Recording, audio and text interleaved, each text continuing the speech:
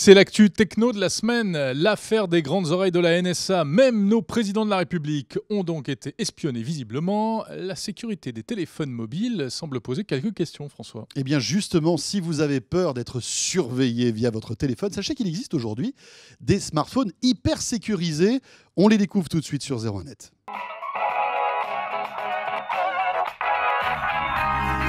Vous avez enquêté sur des téléphones qui nous permettraient justement de moins se faire surveiller, en quelque sorte, avec des téléphones anti-NSA. Ouais, ce que devraient faire les puissants de ce monde pour se protéger, c'est évidemment utiliser des téléphones sécurisés. D'autant plus qu'ils en ont un. Ils en ont un, alors effectivement... On a l'impression qu'il est toujours au fond du tiroir, non? Alors effectivement... C'est un peu le problème. Effectivement, alors celui de l'État, celui que François Hollande devrait utiliser... Ah, le voilà. C'est celui-là. Voilà, pour faire passer ses coups de fil les plus secrets. Déjà, il est classe, hein. Thales. Voilà. C'est cool. Bah, c'est pas mal, c'est frime. Hein. Il s'appelle Théorème, et effectivement... Alors, Théorème de Thalès.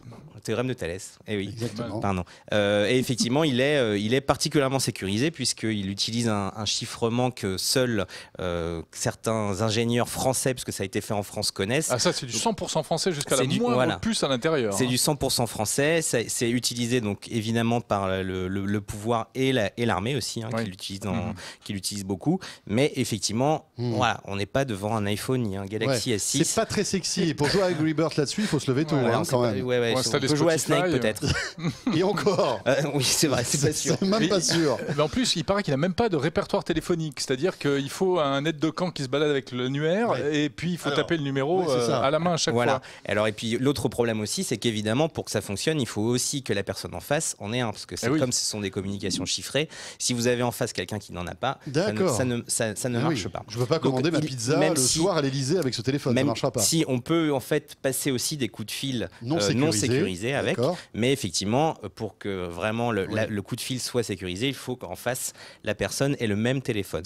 Donc voilà, ça c'est le téléphone que devrait utiliser François Hollande, mais on a appris là, ces dernières heures qu'il n'était pas forcément très accro à ce téléphone-là, notamment pour des communications pas forcément secret défense. Et donc il utilise comme tout le monde à peu près un iPhone et puis un smartphone. Il est iPhone plutôt, François Alors Hollande, je ne sais pas si c'est iPhone ou autre chose, mais en tout cas un smartphone beaucoup plus classique qu'on connaît bien. Il y a eu le même problème aux États-Unis. On se rappelle quand Obama est arrivé au pouvoir. Obama est un accro du BlackBerry et il a toujours un BlackBerry. Alors les services fédéraux américains ont tenté de lui vendre un téléphone sécurisé un peu à la Théorème, qui est en fait, on va dire, un espèce de Windows Phone, de Windows mobile, hein, un peu à l'ancienne, ultra sécurisé, mais ça lui a pas vraiment plu. Donc il préfère utiliser un BlackBerry qui est quand même sécurisé par une couche logicielle spécifique. Donc il n'utilise pas un BlackBerry qu'on trouve sur le marché, mais ça reste un BlackBerry, donc c'est quand même un peu plus utilisable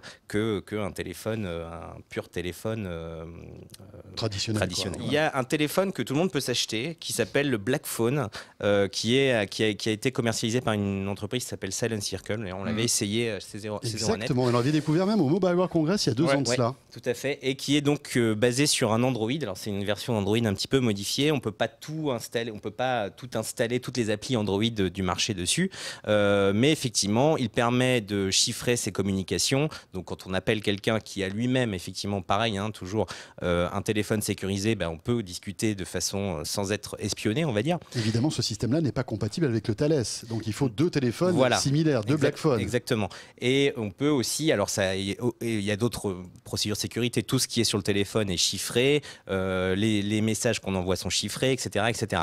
Donc ça, c'est un téléphone, on va dire, plus grand public, un peu pour les paranos qui voudraient éviter d'être surveillés.